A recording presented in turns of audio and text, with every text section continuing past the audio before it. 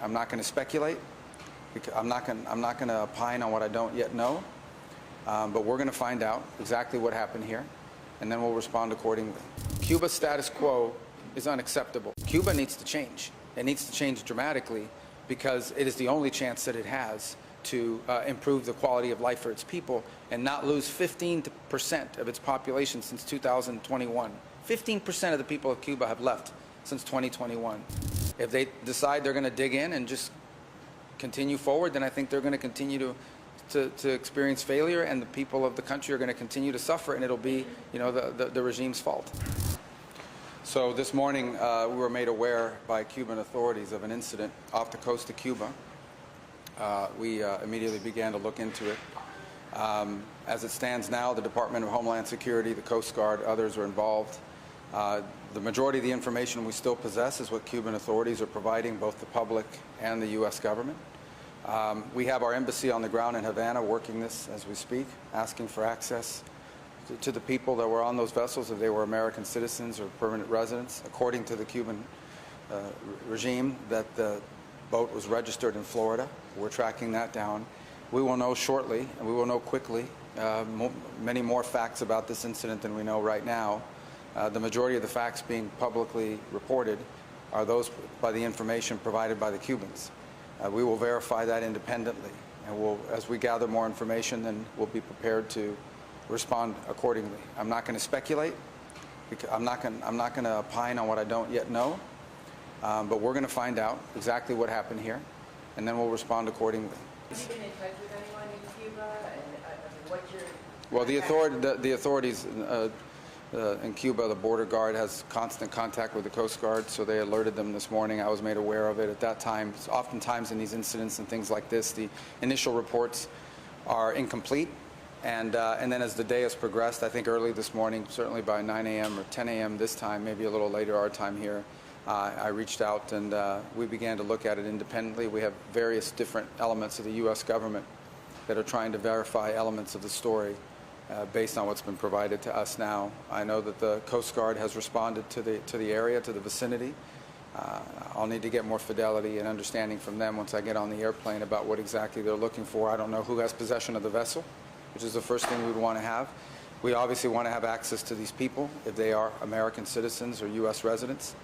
But I'm not going to speculate now because right now still a lot of the information that's out there is information that's been provided by the Cubans. We are going to verify that information independently and reach our own conclusions. So this was not U.S. government personnel, there was no U.S. government operation happening? No. Have you spoken to any Cuban officials about this? No. We haven't spoken directly about this now. No, I'm not going to comment about any conversations we've had on this topic. Suffice it to say, what it's important to be out there and everyone needs to know is that we're going to have our own information on this, and we're going to figure out exactly what happened. And there are a number of things that could have happened here. But I'm not even going to, I was about to say, I'm not even going to speculate as to what it could have been. It's a wide range of things.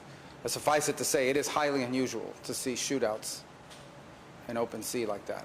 It's not something that happens every day. It's something, frankly, that hasn't happened with Cuba in a very long time. But we're going to find out. We're not going to base our conclusions on what they've told us. And I'm very, very confident that we will know the full story of what happened here, and we will know it soon. And then, we'll respond appropriately based on what that information tells us. Yeah, I'm not going to speculate on what the U.S. will do. What I'm telling you is that we're going to find out exactly what happened and who was involved, and then we'll make a determination on the basis of what we find out. And we are going to find out, but we're not going to just take what somebody else tells us. We're going to find out, and I'm very confident we will be able to know the story and be able to independently verify facts about it. Just to clarify, you found out prior to the post on X? Yes. Well, and obviously there was an incident at sea, so we do have constant contact with them at the Coast Guard level, where they notify the U.S. Coast Guard on a variety of things, including migrants and so forth. That there's these mill-to-mill, I guess, Coast Guard to Coast Guard channels that exist. And this reporting early on was fragmentary about an incident, but not the details. They provided more details in the social media post they put out, as well as a notice they sent to the embassy. Or from their embassy to the State Department, but in it is embedded all sorts of facts or things that they claim to be facts, such as where the ship came from, where the boat came from, who was on it, what happened, and so forth. These are the things we're going to independently verify, and then, we'll present that to the policymakers in our country, including the president, and We'll make determinations based on the facts. Right now, we're still gathering facts. I have every reason to want our own information. Like, we don't generally make decisions in the United States on the basis of what the Cuban authorities are saying. Well, I mean, the status quo is unsustainable. We had a meeting there today with all the leaders of CARICOM, and it was one of the points I raised, and I think virtually everyone in the room agreed that today, Cuba's status quo is unacceptable. Cuba needs to change. It needs to change. And it doesn't have to change all at once. It doesn't have to change from one day to the next. Everyone is mature and realistic here. We're seeing that process, for example, in Venezuela. And many of the countries represented at the CARICOM conference today were themselves countries that went through transitions at some point in their history. But Cuba needs to change. It needs to change dramatically because it is the only chance that it has to improve the quality of life for its people and not lose 15% of its population since 2021. 15% of the people of Cuba have left since 2021. That is not a system that's working.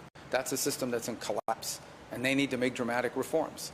And if they want to make those dramatic reforms that open the space for both economic and eventually political freedom for the people of Cuba, obviously the United States would love to see that and would be helpful.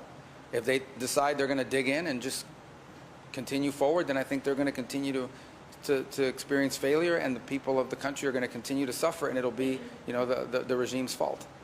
Mr. Secretary, meetings today, you know, obviously a lot of these islands here have had good relations with Cuba. A lot of them have had these medical missions that they rely on. They send their own doctors, local doctors, to be trained in Cuban medical schools. Is this something that came up today? It obviously has been something that the U.S. is pressuring them to move away from, but are there alternatives for a place like St. Kitts that is so small? Yeah, well, we're providing alternatives to them. We have medical missions that can provide an alternative. And in fact, you know, we've met some of those folks in the past. The other thing with the Cuban medical program is that the fact that these people are working, basically it's human trafficking. I mean, they're barely even being paid. Their freedom of movement is tightly restricted. And we want these countries to understand that that's what they're participating in. They're paying this money to the regime, which collects the funds. You know, they get paid for these medical missions. Virtually none of this money goes to these doctors, who are in many cases, you know, we think it's like a version of human trafficking, labor trafficking. And we think it's wrong. Now, you've seen other countries that have decided, well, just pay the doctors directly, but the Cubans won't allow it. So, again, that's sort of the point we've raised with them.